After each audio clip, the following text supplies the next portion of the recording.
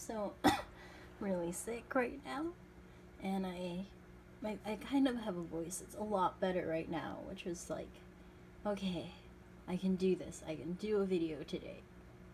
So I'm just gonna struggle through it, and I just wanted to show you guys the food that I feed my fish.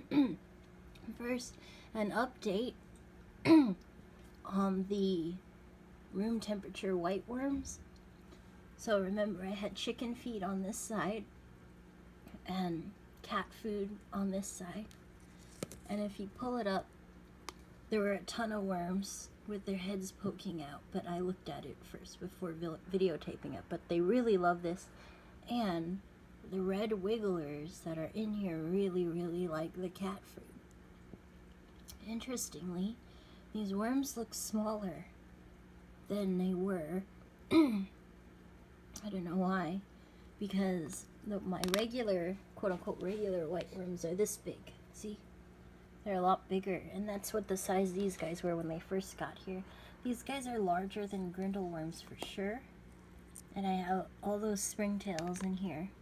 You can see that you can see tons of heads of worms here next to the food, so they like the food. Clearly, the red wigglers prefer the chicken feed. So yeah, looks like they'll eat anything. And some of the comments were saying like they'll probably eat the cat food faster if it was ground up, and that's certainly true. I don't doubt that. But for me, it's like I don't really need them to eat it that fast. If it holds together without molding and it still provides a source of food, then I don't see why I need to have them eat it quickly. And a lot of my established cultures, they'll eat like 5 or 6 pieces of kibble per night anyway, without it having to be ground up. So it's really just up to you. I'm gonna feed the worms and then get to the video. So my preferred foods are live food and frozen thawed food. So this is what my fish usually eat. I have grindle worms here. I have a video on how I culture and harvest grindle worms and white worms. You can see they're nice and small, and I use these for everything. As soon as Fry can eat them, I switch them to this over baby brine shrimp. Oh, that's also a live food. The baby brine shrimp eggs are in my little handy dandy fridge in the fish room. Or wine cooler rather. Forgot. Brine shrimp eggs. I don't have any hatching at the moment. I also have a video on how I do that. So brine shrimp eggs when they're fry, and then they move on to these grindle worms. For my larger fish, I have white worms. So the update I showed you that I was experimenting with are the room temperature white worms. These are regular white worms that do really well for me, and they have to stay in that wine cooler because they prefer it to be much cooler than room temperature. They like to grow at, let's see, I have it at 53 degrees Fahrenheit over there, whereas the grindle worms live in that bottom drawer. My room temperature is about 71, 72. Sorry. And you can see the white worms are much larger in size, which is easier for larger fish to eat. And these are great for conditioning fish to spawn. Just really highly fatty, really good for that. All the fish love white worms. In addition, I have the frozen thawed food. I have my puffer fish food that I made. This is basically shrimp with the shell on, some mussels and some clams, and even a couple oysters that were left over. And they're all chopped up very small, and then I froze them in this bag.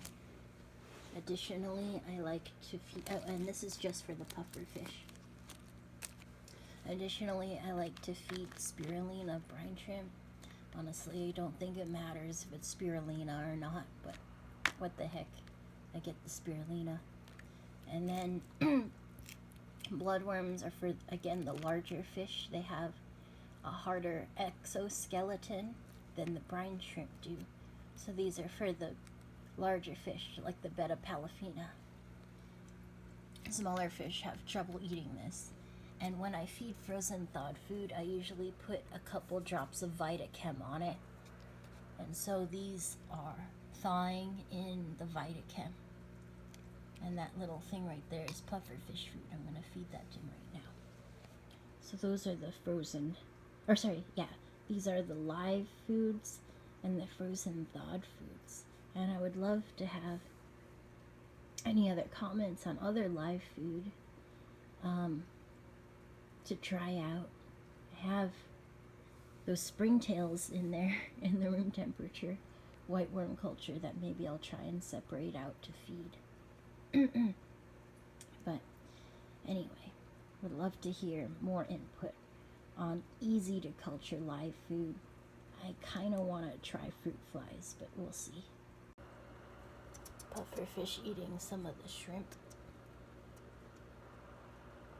That's about the size I give him. He's small, but he eats a lot. Hello. I forgot. Sometimes I can feed him waxworms too. So here's a waxworm.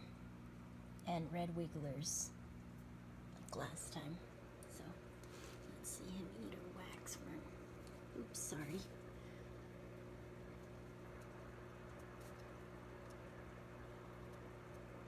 Yum. I don't feed them waxworms very often because they're super fatty too. I got them for my bearded dragon, and sometimes he gets some. Yum. Just something different. Variety is the key. So one thing I get asked about is, how do you know when they're full? And you just kind of look at their stomach.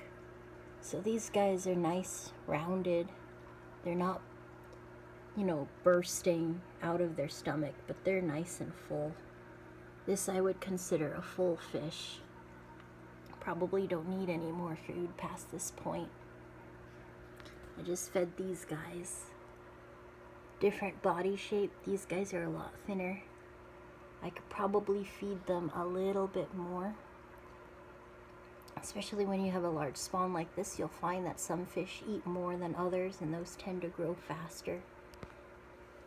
But these guys could go a little bit more. Same thing with these guys, a little bit more. But you just kind of have to get used to looking at your fish and figuring out like the size of the stomach as to how full they are. If you notice, these guys are starting to color up too. That's super exciting. Really crossing my fingers I get both males and females. I'll be setting up the 30-gallon. Maybe if I feel better, I can set it up today.